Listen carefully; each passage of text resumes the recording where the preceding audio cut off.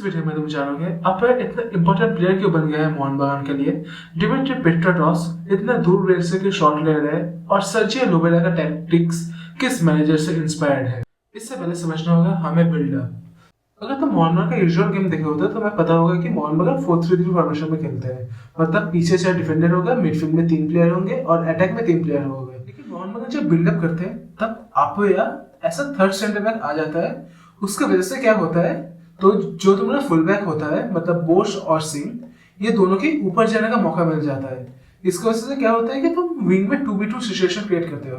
But अगर तुम सोच रहे हो कि अपोया क्यों एक सेंटर बैक की तरह पीछे आके खेल रहा है, कोई एक फुल बैक सिंह या फिर बोश क्यों नहीं, इसका मेन रीजन अगर तुम यहाँ पर देख सकते हो, अगर सिंह पीछे आ गया तो इस जो राइट हैंड साइड है वहां पर देख सकते हो तुम 2v2 सिचुएशन क्रिएट कर रहे हो।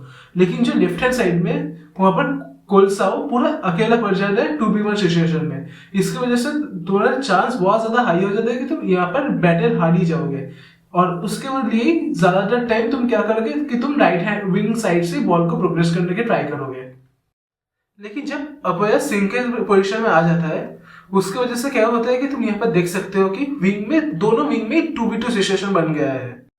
तो तुम्हारा अभी विंग में जीतने का चांसेस हाई हो गया है। उसकी वजह से अगर तुम विंग में किसी को बीट कर दिए तो तुम डेंजरस क्रॉसेस दे सकते हो, उसके बाद गोल का चांस भी बन सकता है। और अभी तुम सोच रहे होगे कि बैक 3 क्यों, बैक 2 जो बेंगलुरु सिटी करता है वैसे हम लोग क्यों नहीं खेलते। उसका मेन रीजन है नंबर सुपीरियरिटी। मतलब कोई भी टीम हम लोग के ऊपर प्रेस करे या फिर अटैक करना है, हम लोगों को हर टाइम एक पासिंग ऑप्शन फ्री मिलेगा।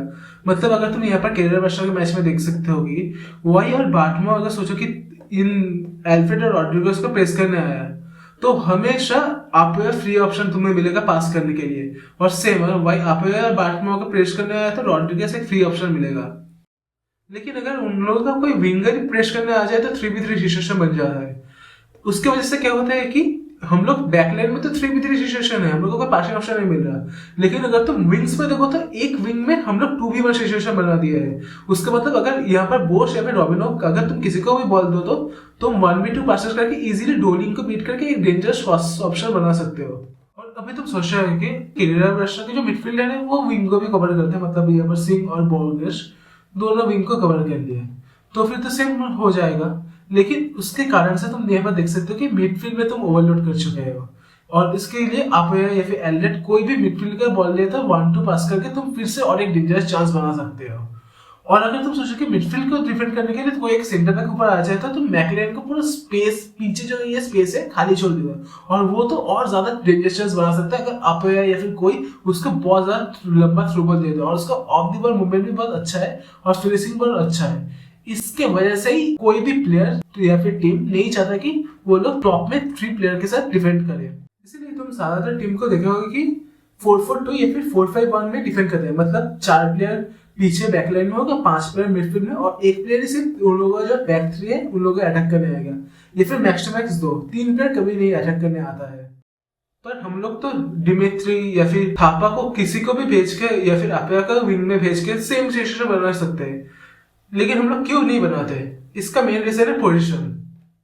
और अगर तुम अपोया का लास्ट सीजन का कोई एक हिट मैप देख लो तो मतलब वो किस पोजीशन में ज्यादा टाइम बिताया है पिच के अंदर, तो मैं एक गेम पकड़ता हूँ जमशेदपुर वाला जिसके अंदर वो मैन ऑफ द मैच था।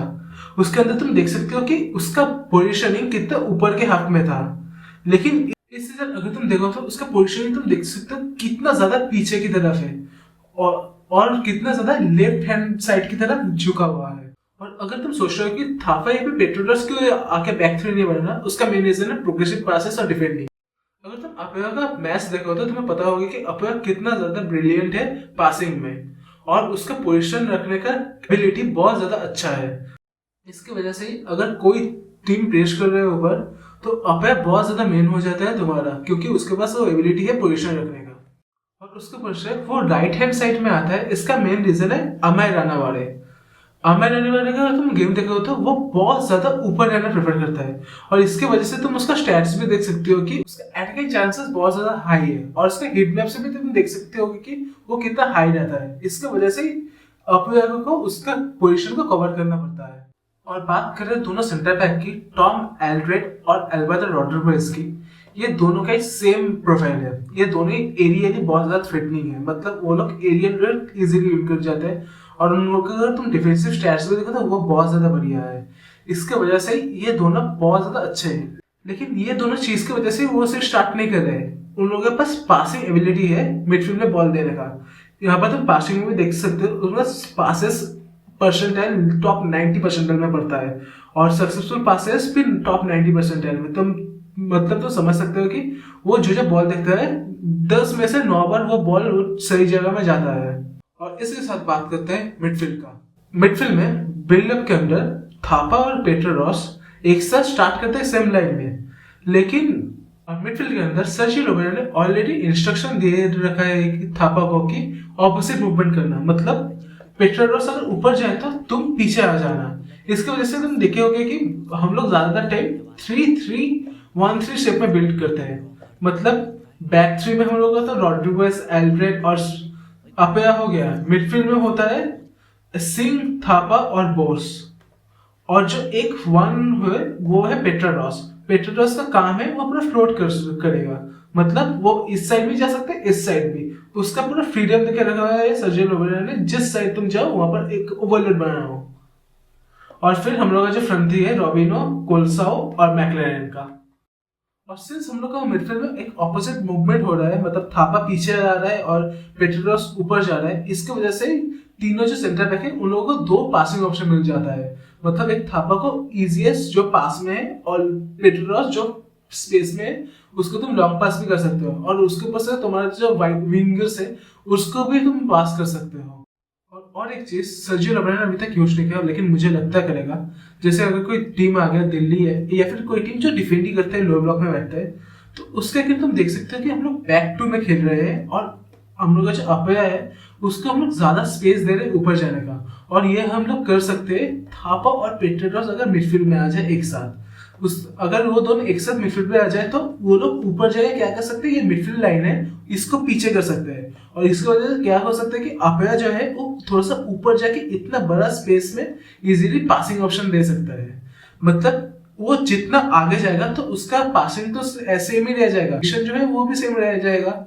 और उसके लिए क्या होगा कि अपेया जो है वो और ज्यादा थ्रेटनिंग पासेस, मतलब मैक्लेरेन को पासेस, कोल्सन को पासेस इजीली दे सकता है, जो वो जब पीछे था बैक थ्री में तो वो नहीं कर सकता था।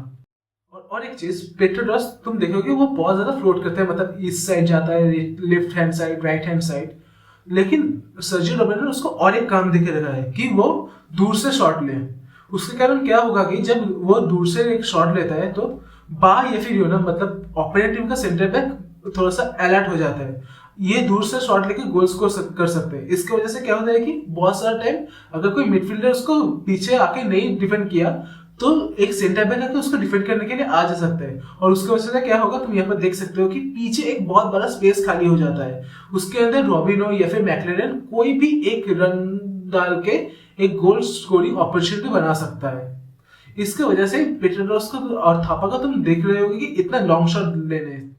और जो मोहनबागान का पहला गोल है क्रेडर ब्रशर के अगेंस्ट, तुम यहाँ पर देख सकते हो कि अपेया की वजह से वो गोल है, क्योंकि अपेया तुम्हारा जो फुल बैक है उसका पोजीशन यहाँ पर ले चुका है, और इसकी वजह से क्या हो रहा है कि नंबर 27 जो रियल राइट बैक है वो ऊपर जाने का उसको मौका मिल गया, और इसकी वजह से क्या हुआ कि जो विंगर है वो एक प्लेयर को खींच लिया और राइट बैक से 1v1 सिचुएशन में पड़ गया। और फिर क्या होता है कि यहाँ पर तुम देख सकते हो पेट्रोस 3-3-1 सिचुएशन, और पेट्रोस बिटवीन दी लाइंस, मतलब डिफेंस और मिडफील्ड के लाइन में ऑपरेट करता है, इसकी वजह से उसको कोई मार्क ही नहीं किया, और फिर उसे एक फ्री पासिंग ऑप्शन मिल गया। फिर तुम देख सकते हो कि वो डायरेक्टली जो विंगर है दिमित्री ने बॉल तो पास करना चाहा कि वो विंगर को दे दे, क्योंकि विंगर पूरा फ्री था, पर मैक्लेरेन ने बॉल को लिया और एक डायरेक्ट सुपर फिनिश के साथ गोल कर दिया।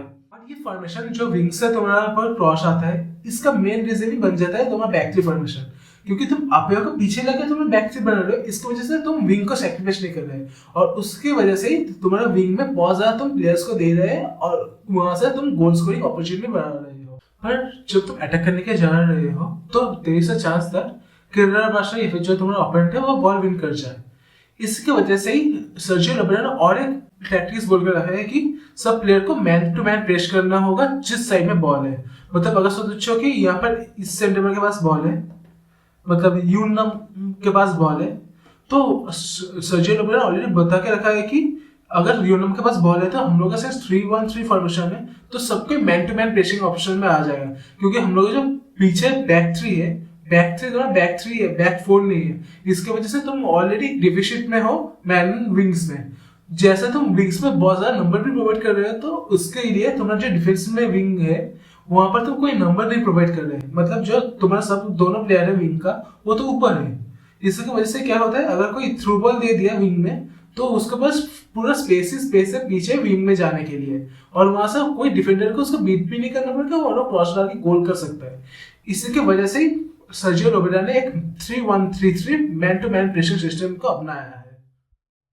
पर अगर उन लोगों ने बॉल को फिर से विन नहीं कर पाया तो वो लोग फिर से एक 4-5-1 फॉर्मेशन में आ जाते हैं। हाँ, 4-5-1, जहाँ पर क्या होता है कि जो हम लोग का जो नेचुरल फुल बैक था, मतलब बोस और सिंह, वो दोनों ही पूरा फुल बैक पोजीशन में आ जाते हैं। आपो या थापा पेट्रोडोस मिलकर एक मिडफील्ड बनाते हैं, और रॉबिनो कोल्साओ दोनों पीछे आके एक वाइड प्लेयर की तरह खड़ा रहते हैं।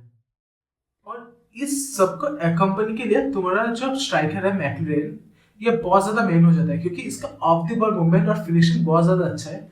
तो उसको जो भी चांसेस मिलते हैं टाइट सिचुएशन में, वो गोल करने का बहुत ज्यादा हाई चांस बन जाता है। जैसे कि तुम केरला वर्षन के गोल में भी देखे होगे कि वो बॉल कितना ज्यादा टाइट था, उसके बाद भी वो उतना छोटा सा स्पेस से गोल निकाल दिया। और सेकंड गोल जो मैं बोला था कि टॉम एल्बर्ट एरियली बहुत ज्यादा सुपीरियर है, उसका एरियल मतलब प्रेजेंस है, इसकी वजह से जो सेकंड गोल है वहां पर तुम देख सकते हो कि विंग से क्रॉस आया, विंग में वो लोग बॉल जीते थे क्योंकि 2v2 सिचुएशन है तो तुम्हें फाउल करना पड़ेगा, तो विंग में वो लोग बॉल जीते, उसके बाद एक क्रॉस आया और फिर टॉम एल्बर्ट जो उन लोगों का सेटअप है उसका हाइट बहुत अच्छा है, इसकी वजह से उसका शूटिंग और फिनिशिंग हेड के कारण बहुत ज्यादा अच्छा हो जाता है, और फिर वो उस पोजीशन से गोल भी कर देता है। और अभी तुम सोच रहे हो कि ये टैक्टिक्स कौन सा मैनेजर से लिया है सर्जियो लोबेरा ने, तो उस मैनेजर का नाम है मार्सेलो बिएल्सा। वो एक लीड्स का मैनेजर हुआ करता था बहुत पहले, मतलब 2018 का टाइम, और ये टैक्टिक्स वो चैंपियनशिप, मतलब जो टियर 2 है, जैसे हम लोग का आई लीग होता है इंग्लैंड में, उस लोग का चैंपियनशिप होता है, उसके अंदर वो टैक्टिक्स को खिला के वो लोग जीते थे और फिर प्रीमियर लीग में लीड्स को लेकर आए थे।